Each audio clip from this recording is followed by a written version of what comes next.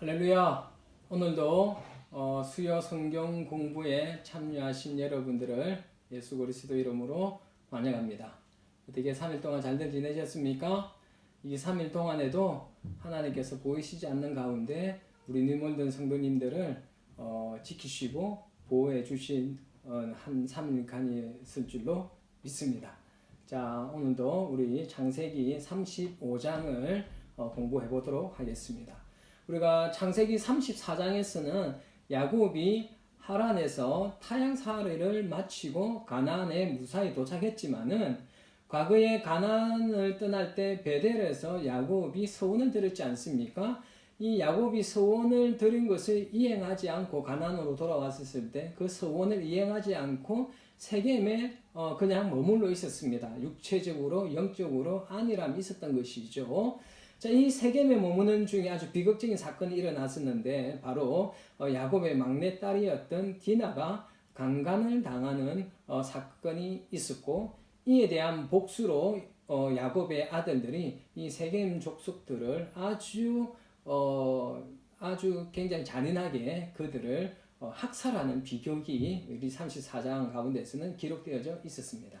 물론 이러한 비극의 이면에는 하나님이 강권적으로 이 야곱으로 하여금 하나님이 약속한 하나님 앞에 약속하였던 이 베델 서원을 지키게 함으로써 언약의 후손으로서 언약의 후계자로서 자격을 갖추도록 하기 위한 하나님의 섭리가 숨겨져 있기는 있었습니다. 자, 그리고 이제 이어서 이제 이 35장에서는 야곱이 자신이 30년 전에 서원하였던 그 베델 서원을 이행하는 내용이 기록되어져 있고요. 또 이 안에는 자신이 사랑했던 아주 많은 사랑했던 라헬의 죽음과 그리고 자신의 막내 아들 베냐민의 그 탄생을 기록하고 있습니다. 이 베냐민이 탄생함을 통하여서 이스라엘의 그 12지파의 근간이 완성되어지는 것을 보여줍니다. 그리고 이어서 이삭이 죽는 사건이 나옵니다. 이삭의 죽음을 통하여서 이제 구속사가 이제 이삭에서 야곱 그리고 이어서 그의 아들들에게로 자연스럽게 계승되고 있는 것을 이제 이 35장에서는 보여주고 있는 것입니다. 자, 이제 우리가 1절부터 우리가 한 절씩 보며 나가도록 하겠습니다. 자, 우선 1절에 볼 것 같으면 하나님이 야곱에게 이르시되 일어나 베델로 올라가서 제단을 쌓으라 하신지라 이런 내용이 나오는 것을 볼 수가 있습니다. 여러분 좀 그림을 그려 보셨으면 좋겠습니다. 우리가 이스라엘의 그 지도를 한번 떠올려 보십시오. 여기에 갈릴리 바닷가가 있고 이렇게 쭈루루루 이렇게 요단강이 내려오죠. 요단강 아래 저 끝에 뭐가 있습니까? 여기 사해가 있죠. 이 사해 아래쪽에 어느 지역이 있느냐면 예루살렘이 있습니다. 이 예루살렘에서 북쪽으로 한 19km 정도 떨어진 곳에 베델이 있었습니다. 베델이 있었고요. 이 베델에서 북쪽으로 한 49km 정도 떨어진 곳에 바로 세겜이 위치해 있었습니다. 자, 이 야곱이 베델로 갈 때는 바로 이 세겜에서 남쪽으로 49km 정도를 이동하여서 단을 쌓으러 갔던 것입니다. 자, 그렇게 보시면 될 것 같고요. 자, 여기에 보니까 일어나 올라가서라는 단어가 나오지 않습니까? 이 말은 문자 그대로 의미하는 일어나 올라갔다 이런 그 문자적인 의미보다는 상징적인 의미를 우리는 보아야만 하는 것입니다. 여러분 여기서 나오는 일어나라는 이 쿰이라는 단어는 하나님 백성들이 하나님 앞에서 어떤 큰 일을 행할 때 어떤 그런 성도의 결단을 촉구할 때 그럴 때 사용하는 단어가 바로 쿰 일어나라는 단어를 사용하고 있는 것입니다. 그리고 올라가서 알레라는 이 단어는요 단순히 지형적으로 높은 곳을 올라가는 것을 표현하는 것이 아니라 영적으로 거룩한 곳 구별된 것으로 나아가라라는 어떤 그런 표현입니다. 그러니까 하나님께서 야곱에게 일어나 베델로 올라가라라는 이 말은 구별되어진 곳에 가서 하나님을 온전하게 예배하라라는 그런 의미가 숨겨져 있는 것입니다. 자, 때로는 우리도 야곱처럼 육신적으로 영적으로 안일해져서, 그래서 세겜에 머물렀던 야곱 잘 기억하시죠? 이런 야곱처럼 영적으로 안일해져서 하나님과 멀어져 있을 때가 있습니다. 이럴 때 하나님께서는 우리들에게 하나님 자신에게 나오라라고 말씀하시는데, 그때 우리에게 필요한 것은 하나님 앞에 나아가기 위하여 거룩하게 구별된 곳으로 나아가겠다는 이 의지적인 결단이 정말 필요합니다. 하나님이 부르시는 것은 알고 하나님 앞에 기도하러 나가야 한다라는 거 우리 다 알고 있습니다. 하나님을 만나기 위하여서 하나님 부르신다라는 거 모를까요? 우리가 다 압니다. 그러나 그럼에도 우리가 나아가지 못하는 것은 우리 안에 어떤 그런 영적인 안일함과 게으름이 우리 가운데 있다라는 것이에요. 이 영적 게으름 가운데에서 우리가 헤어나지를 못하면은 우리는 계속해서 영적인 메마름이 찾아오게 되고 우리가 신앙적으로 실패할 수밖에 없다라는 것을 우리가 기억할 수 있었으면 좋겠습니다. 이럴 때 하나님께서 우리를 부르실 때 하나님께서 우리에게 말씀으로 우리에게 말씀하시지 않습니까? 성경을 통하여서도 말씀하시기도 하시고 기도를 통하여서 기도하는 나가는 가운데에서도 하나님께서 나에게 더 깊이 나오라라고 말씀하실 때도 있고, 사람들을 통하여서 목회자들을 통하여서 하나님 앞에 나아가야 된다라는 거 우리가 하나님의 음성은 듣습니다. 그럼에도 불구하고 우리는 여전히 어떤 그런 영적인 게으름과 영적인 나태함에 빠져서 하나님 앞에 나아가지 못하고 영적인 메마름의 삶을 살 때가 얼마나 많이 있습니까? 여러분, 우리의 의지적인 결단도 필요합니다. 하나님께서 강권하실 때도 있지만은 하나님께서도 우리를 도우시겠지만 하나님 앞에 나올 수 있도록, 그러나 우리도 분명히 하나님 앞에 나아가기 위하여서 의지적인 결단하는 행위들이 우리들에게 필요합니다. 하나님의 거룩한 장소로, 하나님을 만날 수 있는 거룩한 장소로 나아가셨으면 좋겠습니다. 그것이 교회일 수도 있겠지만은 하나님과 독대하면서 하나님만을 집중할 수 있는 거룩하게 구별되어진 장소가 여러분들이 정하셨으면 좋겠고, 정말 그곳에 가서 내가 하나님을 만나리라. 오늘 내가 하나님을 만나지 않으면 나는 죽을 것 같습니다. 라는 어떤 그런 가난한 심령으로 결단하여서 하나님 앞에 나아가는, 그래야 영적인 게으름에서 벗어나서 영적으로 새로운 회복이 있을 수 있는 우리 뉴몬드 성도들 되시기를 부탁드리겠습니다. 자, 여기서 하나님께서 베델 올라가서 제단을 쌓아라 라고 말씀하시지 않습니까? 이 제단을 쌓으라는 것은 바로 하나님 앞에 제사를 드리는 것을 의미를 하고 있는 것이죠. 자, 고대 족장 시대 때는 성전이 있었습니까? 예, 이때는 성전이 없었습니다. 그렇기 때문에 이 제단은 곧 성전을, 그때 당시에 곧 성전을 의미하는 것이었습니다. 자, 여러분, 이 제단을 어떻게 만드느냐면요, 돌로서 이 단을 쌓아 올라갑니다. 그리고 나서 제일 위쪽에 넓은 돌판을 그 위에 깔고 그 위에다가 헌신의 어떤 그런 제물을 올려 드리면서 하나님 앞에 제사를 올려 드렸습니다. 이 제단이 어떻게 생겼는지 그렇게 좀 상상을 해보시면 좋을 것 같습니다. 자, 우리가 2절을 볼 것 같으면은 이제 하나님 앞에 나아가기 전에 야곱이 3대 영적인 개혁을 일으키는 것을 볼 수가 있습니다. 2절에 뭐라고 나와 있느냐 하면은 이방 신상을 버리고 그리고 자신을 정결케 하고 그리고 너희들의 의복을 바꾸어 입어라 라고 하는 영적인 계획을 단행을 하죠. 그렇죠? 자, 야곱은 하나님 앞에 서원 들었던 것을 이제 지키기 위하여서 베델로 올라가기로 결심을 하는데, 하나님을 만나기 전에 자신과 그리고 자신의 모든 식솔들에게 영적인 개혁을 촉구를 하고 있는 것을 볼 수가 있습니다. 그 첫 번째가 무엇이었습니까? 이방신을 제거하는 것이었습니다. 이 이방신은 어떤 것들이 있었을까요? 여러분 기억하십니까? 라헬이 아버지 라반에게서 뭘 훔쳐왔습니까?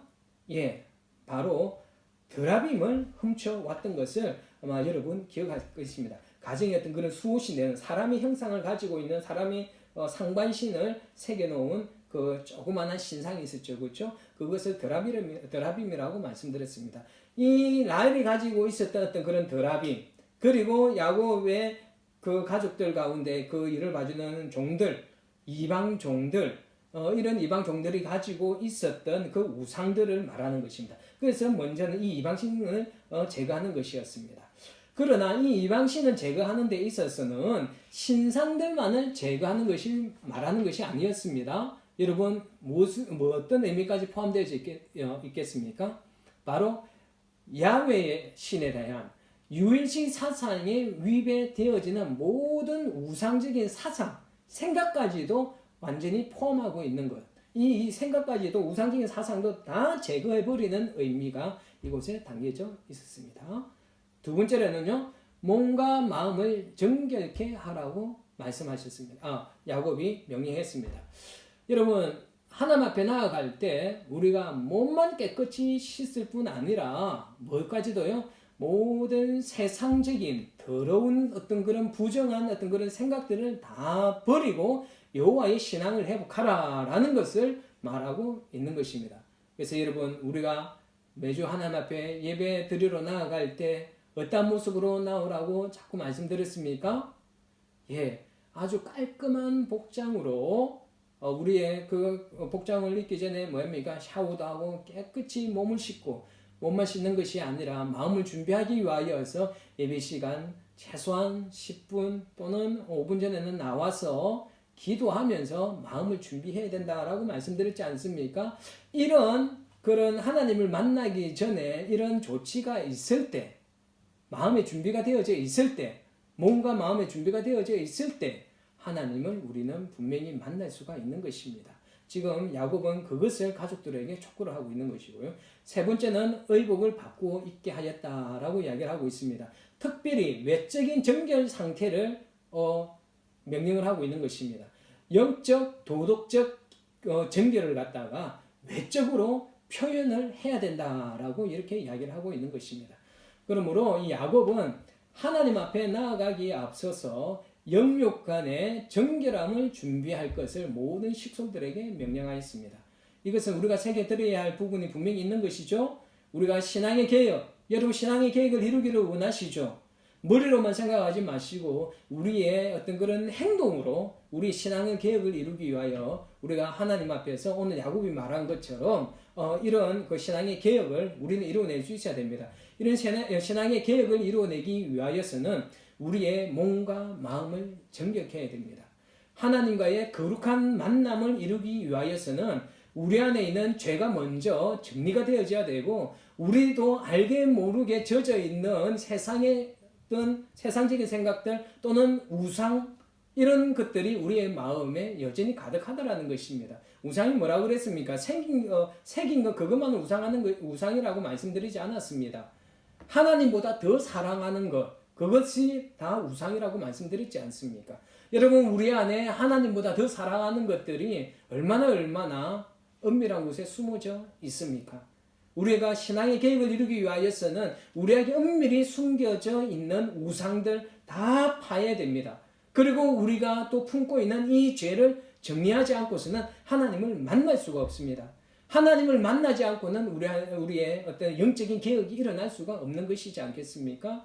여러분, 우리의 삶 가운데에서, 우리 뉴몰드 성도님들의 삶 가운데에서 정말 신앙의 영적인 개혁이 일어났었으면 좋겠습니다.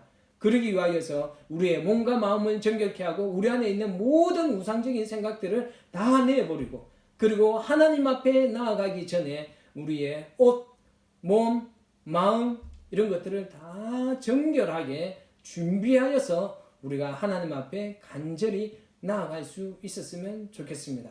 그래서 여러분, 우리가 주일날 예배 드릴 뿐만 아니라 여러분 개인적으로 하나님을 만나기 위하여서 여러분 거룩한 것을 구별하시고 그 앞에 나아가기 전에 마음과 생각을 깨끗게 하시고 정결케 하여 주시고, 그리고 우리 안에 있는 모든 우상적인 생각들을 내버릴 수 있는 저와 여러분 되시기를 부탁드리겠습니다.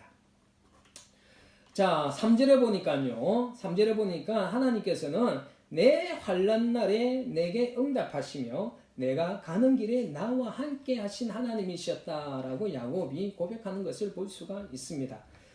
야곱은 사랑하는 어머니 리브가를 떠나서 외로운 타향살이를 하는 그 험한 세월 동안 하나님께서 야곱이 부를 때마다 침묵하시지 않으시고 자신을 돌아봐 주셨고, 그리고 자신이 걸어가는 걸음걸음마다 떠나지 않으시고 함께 동행해 주셨다라고 그 하나님 앞에 감사 고백하고 있는 것을 볼 수가 있습니다. 그 감사로 인하여서 하나님 앞에 제단을 쌓으려고 나아가고 있는 것입니다.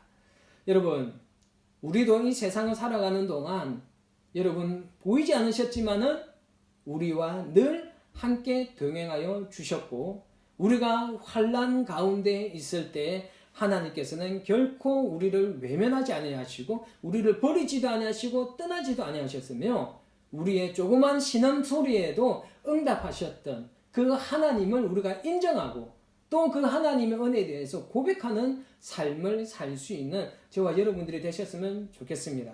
제가 여러분들에게 항상 드리는 말씀이지만 하나님은 절대로 우리를 버리지도 아니하시고 떠나지도 아니하십니다. 모세와 함께 하셨던 하나님, 여호수아와 함께 하셨던 하나님, 아브라함과 이삭과 야곱과 함께 하여 주셨던 하나님처럼 우리들에게도 절대로 하나님께서는 버리지도 않으시고 떠나시도 않으시고 늘 함께 우리와 동행하여 주시고, 우리가 주님 앞에 도우심을 구하며 나아갈 때마다 하나님은 반드시 신실하게 응답해 주셨던 하나님이심을 여러분 기억하시고 믿으시기를 부탁드리겠습니다.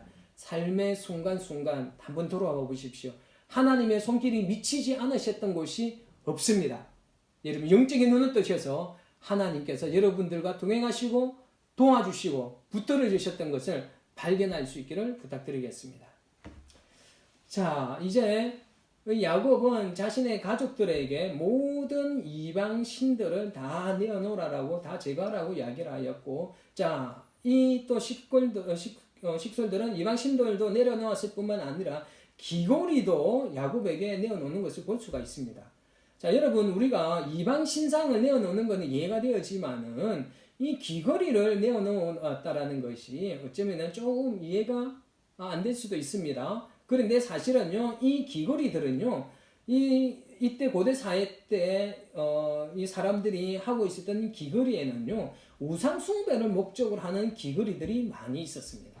당시에는 이 귀걸이에 이 신상이 새겨져 있었고요, 주문들이 그 신상들한테 말하는 주문들이 있잖아요. 이 주문들이 이렇게 귀걸이에 새겨져 있었다고 합니다.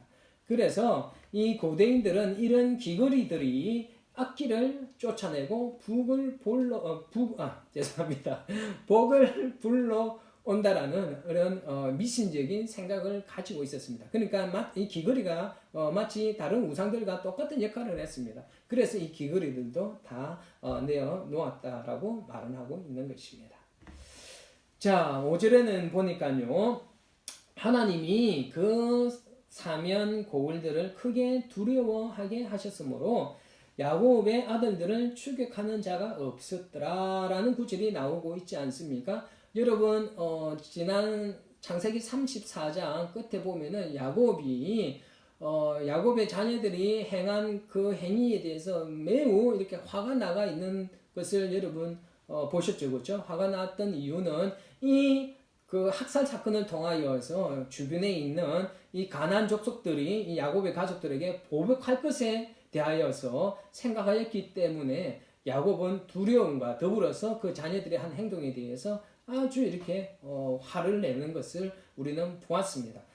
자, 그런데 여러분 한번 생각해 보십시오. 자신의 어떤 동족이 다른 그 외지에서 들어온 사람들로 인하여서 그들이 이렇게 학살을 당했다라고 생각하셨을 때 어떻겠습니까? 바로 그 야곱의 가족들을 향한 보복심에 이렇게 분노가 불타오르지 않았겠습니까? 그래서 당연히 이 야곱의 가족을 충분히 해할 수 있는 부족의 힘이 있었을 것입니다. 그래서 아마 보복을 하려고 했을 거예요.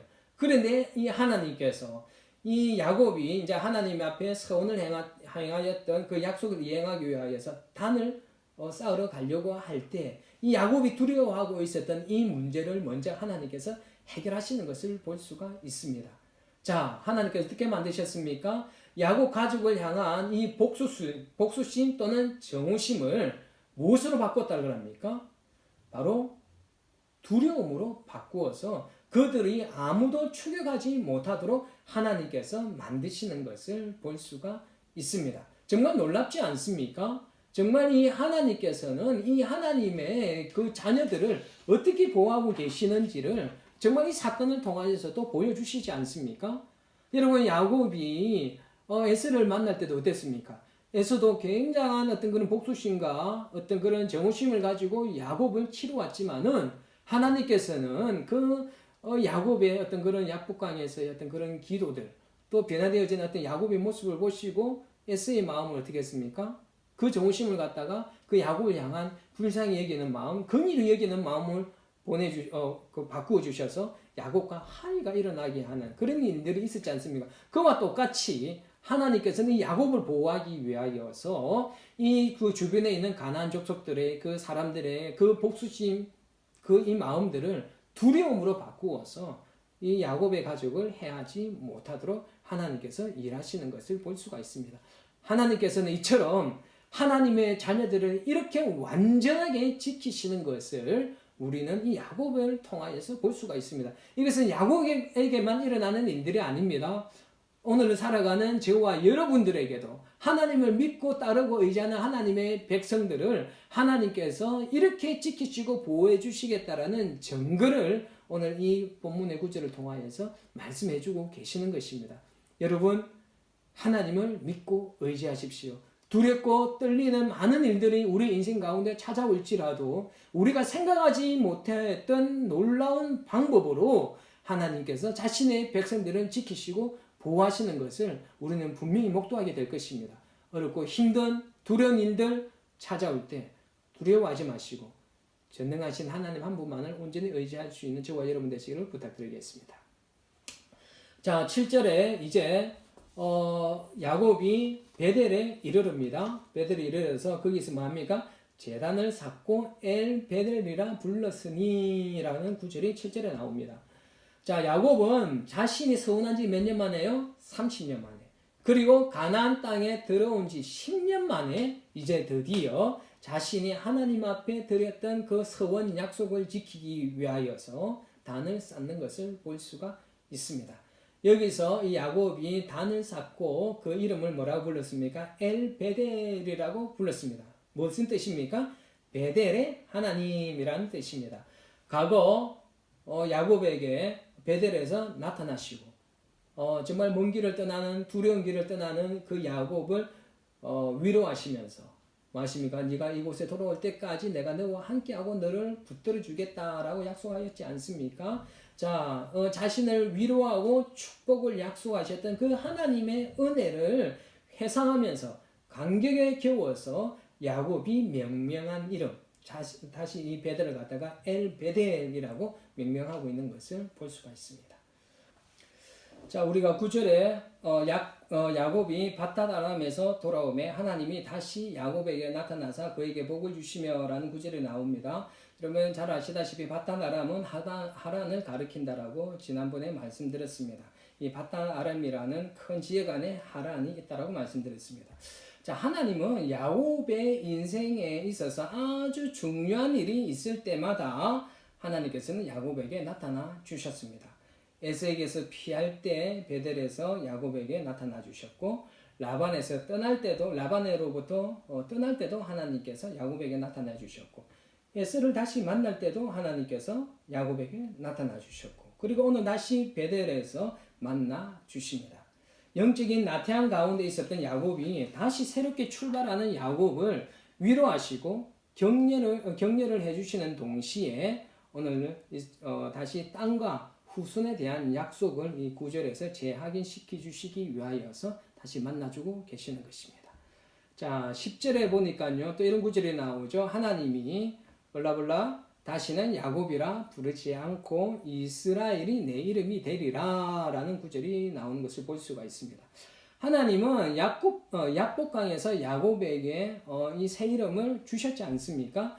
그런데 여기 베델에서 다시 그 사실을 반복하는 이유는 야곱에게 어떤 그런 신뢰와 확신을 주시기 위하여서 다시 이 이름이 바뀌어진 것에 대해서 말씀하고 있습니다. 즉 과거 야곱이라는 옛 이름 속에 담겨져 있는 아주 치욕적인 삶을 이제 청산하고 새롭게 변화된 언약의 후손으로서 삶을 살게 될 것에 대하여서 확신을 시켜주고 그리고 격려하시고 또 그렇게 살도록 건면하도록 하시기 위하여서 다시 한번 야곱의 이름을 이스라엘이라는 이름을 다시 한번 새기게 하고 있는 것입니다. 자, 그리고 11절에 나오죠. 11절을 우리가 다시 한번 볼까요? 11절에 뭐라고 나오냐면 하나님이 그에게 이르시되 나는 전능한 하나님이라 생육하며 번성하라. 한 백성과 백성들의 총회가 내게서 나오고 왕들이 내 허리에서 나오리라 라고는 구절이 나옵니다. 자, 여러분 전능하신 하나님이라고 자신을 표현하고 있습니다. 자, 무엇을 말하는 것입니까? 전능하신 하나님. 하나님은 인간의 생각과 한계를 초월하시며 불가능을 가능케 하시고 그리고 절망을 소망으로 바꾸실 수 있는 무한한 힘과 능력을 가지신 분이라는 것을 야곱에게 말씀하고 있습니다. 사실은 이것은 야곱뿐만 아니라 이 책을 읽고 있는 이스라엘 백성들 그리고 오늘 또 이 자리에서 이 책을 읽고 있는 지금 이 시대의 모든 하나님의 백성들에게 하나님은 전능하신 하나님, 불가능이 없으신 하나님, 절망과 비탄 가운데 있었던 하나님의 어떤 사람들의 그 상황을 소망으로 바꾸주시는 하나님이심을 분명히 이 시간에 다시 한번 하나님께서 확인시켜주고 계시는 것입니다. 여러분 또한 하나님은 야곱에게 왕들이 내 허리에서 나올 것이다 라고 이야기하는 구절이 있지 않습니까? 이 구절에는 어떤 의미가 있느냐? 야곱의 후손들 중에서 앞으로 나라를 다스릴 통치자들이 나올 것이다. 이게 바로 허리에서 왕들이 나올 것이다 라는 그 의미가 바로 야곱의 후손들 중에서 나라를 다스리는 통치자들이 나올 것이다 라는 것을 예언을 하고 있는 것입니다. 여러분 이게 역사적인 측면으로 분명히 성취가 되어지지 않습니까? 다윗과 솔로몬과 그 이후의 왕들 다 모두 무엇입니까? 야곱의 후손들이지 않습니까? 역사적으로 이렇게 성취가 되어지고 영적으로는 어떻게 성취가 되어집니까? 바로 만왕의 왕 대신 예수 그리스도가 야곱의 후손으로 오시지 않습니까? 그것을 통해서 이 예언이 완전히 성취가 되어지는 것이죠. 다시 한번 이 구절에서 여러분 기억하셔야 될 것은 하나님은 전능하신 하나님이십니다. 여러분 그 전능하신 하나님이 우리의 아버지 되심을 여러분 믿으시기를 부탁드리겠습니다. 불가능을 가능케 하십니다. 하나님께서는 능치 못할 일이 없으심을 여러분 믿으십시오. 그것이 믿음입니다. 성경에서는 그 전능하신 하나님에 대하여서 아주 많은 곳에서 하나님은 계시하고 있습니다. 이 말씀을 믿는 것이 믿음이라고 말씀드렸습니다. 하나님은 하나님의 백성들을 위하여서 못할 것이 없는 그런 놀라운 능력, 완전한 능력을 가지신 하나님이심을 여러분 믿으시고 그 전능하신 하나님을 의지할 수 있는 저와 여러분 되시기를 부탁드리겠습니다. 자, 14절에는 야곱이 돌기둥 제단뿐만 아니라 이제 이 단을 다 쌓고 난 후에 돌기둥을 세우고 그 위에 전제물을 붓고 기름도 붓는 내용이 나옵니다. 야곱은 하나님으로부터 다시 한번 그의 조상들과 자신에게 주신 후손과 땅의 약속을 받고 돌기둥을 세우면서 하나님의 약속과 은혜를 기념하고 있습니다. 사실 30년 전에도 이 야곱은 이 베델에서 하나님을 만나고 이곳에서 돌기둥을 세웠겠죠. 그런데 30년이라는 세월이 지나가면서 이 돌기둥이 넘어졌든지 어딘가 굴러갔을 수도 있고 지금 사라진 상태입니다.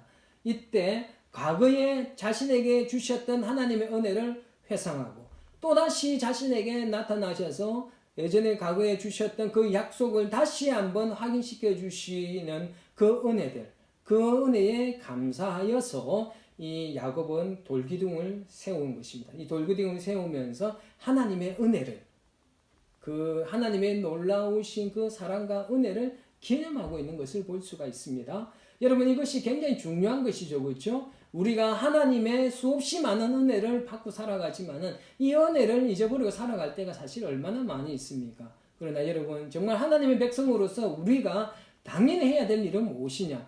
하나님께서 순간순간 우리들을 도우시고 우리를 버리지도 않으시고 떠나지도 않으시고 놀라운 능력으로 우리를 지켜주신 그 하나님의 은혜를 기억하는 것이 너무너무 중요하다는 것입니다. 하나님의 은혜를 기억하시면서 사셨으면 좋겠습니다. 그 하나님의 은혜를 기억하는 것이 머리로만 생각하는 것이 아니라 우리의 삶으로 나는 하나님께 놀라운 은혜를 받은 자라는 것을 우리의 삶으로 좀 보여줄 수 있는 저와 여러분 되시기를 부탁드리겠습니다. 자, 이 16절과 이제 22절에는 어떤 내용이 기록되어져 있느냐 하면은 베냐민의 탄생입니다.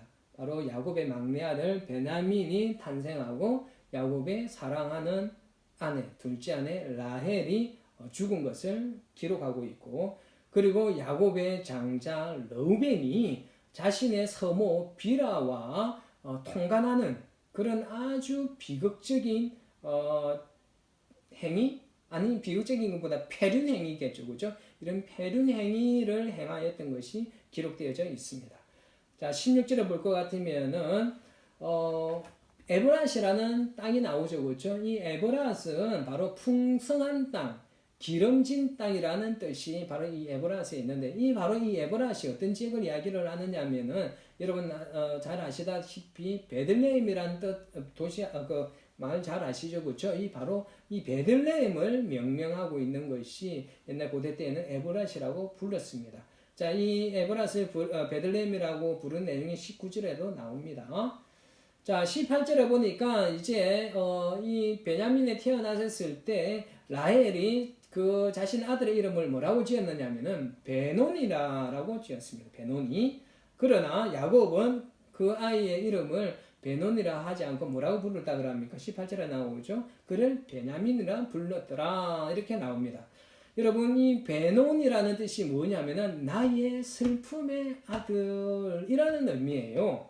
라헬이 자신의 죽음으로서 슬픔 중에 가지게 된 아들이어서 바로 나의 슬픔의 아들이라고 이렇게 이름을 지었습니다. 자신의 어떤 그런 마음을 표현한 단어겠죠. 그렇죠? 그 이름이었겠죠. 그러나 이 야곱은 그 이름을 뭐라고 바꿨다고요? 베냐민이라고 불렀습니다. 베냐민은 내 오른손의 아들이라는 의미예요. 내 오른손의 아들. 이 오른손 또는 오른편, 이거는 어떤 의미를 가지고 있느냐면요. 이 오른손과 오른편은 힘, 그리고 행복, 그리고 바로 총애, 이런 의미를 가지고 있습니다. 그래서 내 오른손의 아들, 이 의미는 바로 무엇이냐면은 내 힘의 아들, 그 다음에 내 행복의 아들, 또 내 사랑하는 아들, 이런 의미가 베냐민이라는 이름 가운데 있습니다. 자, 왜 이렇게 베냐민이라고 지었을까요? 야곱이 정말 사랑했던 자신의 사랑하는 아내 그 라헬이 낳은 아들이 이런 슬픈 이름, 이 베논이라는 이런 슬픈 이름을 가지는 것을 야곱이 기뻐하지 않았을 것입니다. 그래서 이 야곱이 그 베냐민의 이름을 베논이에서 베냐민으로 바꾼 것은 바로 이 소망과 위로의 이름으로 바꾸었습니다. 정말 이 라헬의 어떤 그런 슬픈 마음이 표현되어진 이름이 아니라 베냐민이라는 이름을 통해서 베냐민이 정말 소망과 어떤 그런 위로를 가지는 어떤 그런 이름으로 야곱이 지으려고 했던 것 같습니다. 그래서 베논이라고 하지 않고 베냐민이라고 불렀습니다. 자, 그리고 21절과 22절에 볼 것 같으면요, 이 르우벤이 자신의 그 서모 비라와 통간하는 어떤 그런 폐륜적인 행위가 기록되어져 있습니다. 여러분, 이러한 제약은요, 이런 그 서모와 통간하는 것은 정말 엄청난 제약이지 않습니까? 완전 폐륜이잖아요. 서모일자라 일단은 어머니잖아요. 이 어머니와 그런 성적인, 정력적인 어떤 그런 관계를 이루었다라는 것은 정말 용서받지 못할 아주 악한 행위였습니다. 따라서 이 르우벤의 죄악은 엄중하게 처벌되어야 하는 것이 마땅했지만은 이상하게 이 야곱은 이 치욕스러운 어떤 그런 일에 대하여서, 이 폐륜적인 행위에 대하여서 이 야곱은 침묵을 하고 있는 것을 볼 수가 있습니다. 이 침묵은 그냥 자신의 아들의 그 폐륜적인 행위를 그냥 못 본 척 덮어주는 어떤 그런 침묵이 아니었습니다. 어쩌면 야곱에게는 너무나 큰 충격적인, 너무 큰 제약이었습니다. 그래서 자기 스스로도 이것을 어떻게 다룰 수 없는 엄청난 제약이었기 때문에 이 엄청난 제약에 대한 처분을 자신이 하지 않고 하나님 앞에 완전히 맡겨버렸던 침묵으로 우리는 보아야만 할 것입니다. 이 침묵은 야곱이 확실히 전보다는 성숙한 신앙인으로 변화되어졌음을 우리는 이 사실을 통하여서 볼 수가 있는 것입니다. 안 그렇겠습니까? 자신의 그 아들이 범했는데 이걸 가만두고 볼 수 있는 그 아버지가 어디 있겠습니까?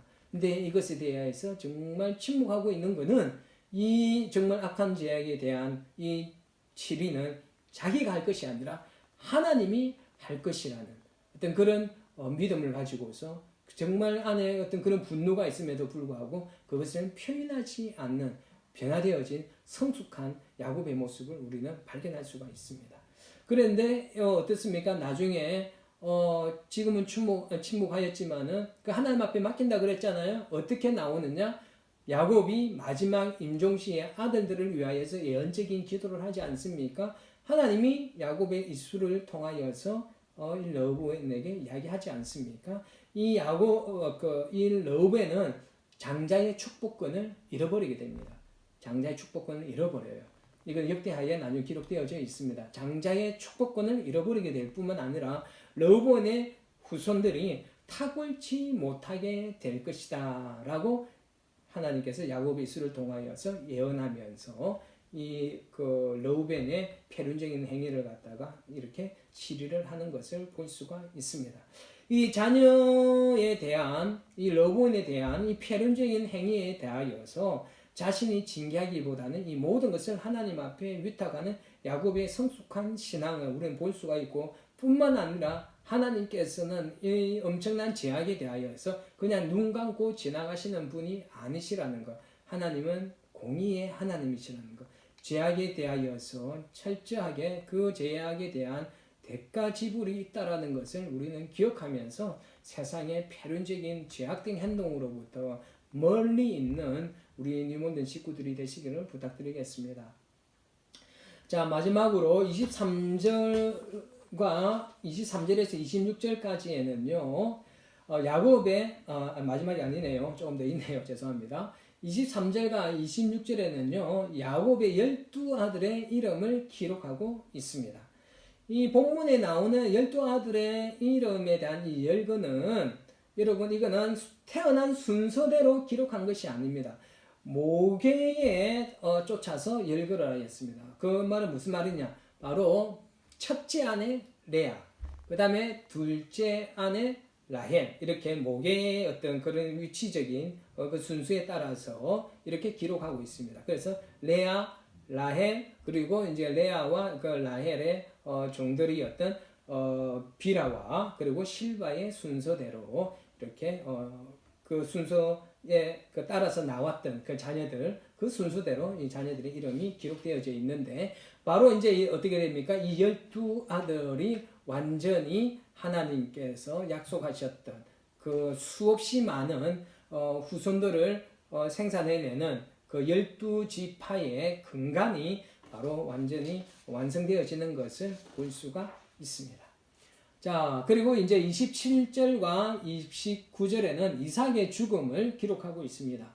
27절에 보니까요, 이렇게 나옵니다. 그의 아버지 이삭에게 이르렀으니, 여러분 이렇게만 볼 것 같으면 야곱이 가나안 땅에 들어와서 한 번도 이삭을 찾지 않은 것처럼 보여줄 수 있는데 기록에는 나타나지 않았지만은 분명히 야곱이 가나안 땅에 와서 어디입니까? 숫곳과 세겜에 머물러 있을 때 헤브론에 있었던 이 이삭을 분명히 방문하였을 것입니다. 근데 지금 오늘 여기서 아버지 이삭에게 이르렀으니 이 말은 야곱이 이제는 아마 아비 이삭이 그렇게 오래 살 것 같지 못하는 생각에 이 야곱이 이삭과 완전히 같이 살림을 합치기 위하여 아버지와 함께 살기 위하여서 이제 헤브론으로 자신의 거주지를 옮겼음을 이야기를 하고 있는 것입니다. 자, 그리고 계속해서 이어지는 데는 분명히 행간이 있습니다. 시간적인 개념 차이가 분명히 안에는 있는 것입니다. 자, 그리고 이제 28절과 29절에 보니까 이제는 그 야곱이 오고 난 뒤에도 세월이 흐른 겁니다. 이렇게 흐르고 나서 이삭의 나이가 180세라 이삭의 나이가 많고 늙어 기운이 다하여 죽어 열조에게로 돌아가니 이렇게 나옵니다. 자, 여러분 잘 아시다시피 이 이삭은 자신이 137세 때 137세 때 이 이삭은 자신이 죽음이 얼마 남지 않았을 것이라 라고 생각을 하여서 자식들에게 유언을 하고 장자의 축복도 하였지 않습니까? 그런데 137세 그때 죽을 거라 생각했는데 몇 년을 더 살았습니까? 43년을 더 살았습니다. 그래서 여러분 여기서 분명히 알 수 있는 것은 인간의 그 생명의 어떤 그거는 우리 사람 생각대로 내가 오래 살고 싶다고 해서 오래 살고 빨리 죽고 싶다고 해서 빨리 죽는 것이 아닌 것 같습니다. 여러분 어떤 그런 생명의 어떤 그 연한을 정하시는 분은 하나님이심을 우리는 분명히 깨달아야만 하는 것입니다. 아주 건강하게 산다고 해서 내가 오래 살 것 같죠? 그건 아무도 알 수 없습니다. 또 지금 내가 병이 들어서 시름시름 앓는 것 같지만은 알아서 오래 못 살 것 같이 보여질지라도 하나님께서 데려가시지 않으면 그 어느 누구도 데려갈 수가 없습니다. 그래서 우리가 살고 죽음은 하나님 앞에 분명히 달려있다라는 것을 우리는 분명히 기억하시고 언제 하나님이 우리를 부르실지 알 수 없습니다. 아무도 알 수 없습니다. 그렇기 때문에 우리가 하루하루를 정말 최선을 다해서 우리가 하루하루를 살아낼 수 있었으면 좋겠습니다. 그런데 그 하루하루의 그 살아낸 최선의 삶이 이런 목표를 가지고 살았으면 좋겠습니다. 하루를 살아도 주를 위해 살고 죽어도 주를 위하여서 죽을 수 있는 그런 마음으로 우리가 하루하루를 하나님 나라에 갈 때까지 살 수 있다면 얼마나 좋겠습니까? 그런 하루하루의 삶을 살 수 있는 우리 식구들 되시기를 부탁드리겠습니다. 말씀 정리하겠습니다. 35장에서는 야곱이 하나님 앞에 드린 이제 서원을 지키는 모습과 그리고 그 야곱을 주변의 가나안 족속들로부터 지키시고 돌보시는 완벽하게 돌보시는 전능하신 하나님의 모습을 이 35장에서 볼 수가 있었습니다.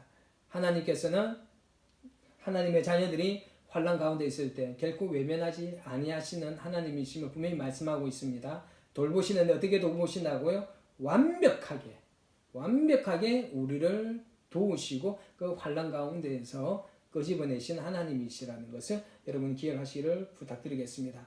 그 전능하신 하나님을 믿고 의지하는 삶을 여러분들 저와 저도 그렇게 살 수 있었으면 좋겠습니다. 그리고 야곱이 하나님과의 관계 회복을 위하여서 영적인 개혁을 이루었다라고 말씀드렸지 않습니까? 여러분 우리의 삶들 가운데에서 영적인 개혁이 일어날 수 있었으면 좋겠습니다. 영적인 게으름 가운데 머물지 않았으면 좋겠습니다. 정말 영적인 개혁을 이루기 위해서 우리의 몸과 마음과 생각을 우리가 정말 온전하게 바꿀 수 있는 역사가 일어날 수 있었으면 좋겠습니다. 게으름 가운데 빠지지 않았으면 좋겠습니다. 나태한 가운데 빠지지 않았으면 좋겠습니다. 하나님이 매일같이 우리를 부르시고 있을 때 내일 가지 뭐 다음에 하지 뭐 이런 영적인 나태함이나 게으름에 빠져서 영적인 황폐함으로 죽고 가시지 마시고 오늘도 우리를 부르시는 하나님 앞에 거룩하게 구별되어진 장소로 나아가기로 의지적인 결단을 함으로써 하나님 앞에 나아가서 영적인 개혁이 우리 가운데 일어날 수 있기를 부탁드리겠습니다. 하나님은 전능하신 하나님이십니다. 오늘도 그리고 매일매일 우리가 전능하신 하나님과 동행하고 하나님을 의지하는 삶을 살아낼 수 있는 우리 님원된 성도들 되시기를 예수 그리스도 이름으로 축원합니다. 감사합니다. 다음 주에 뵙도록 하겠습니다.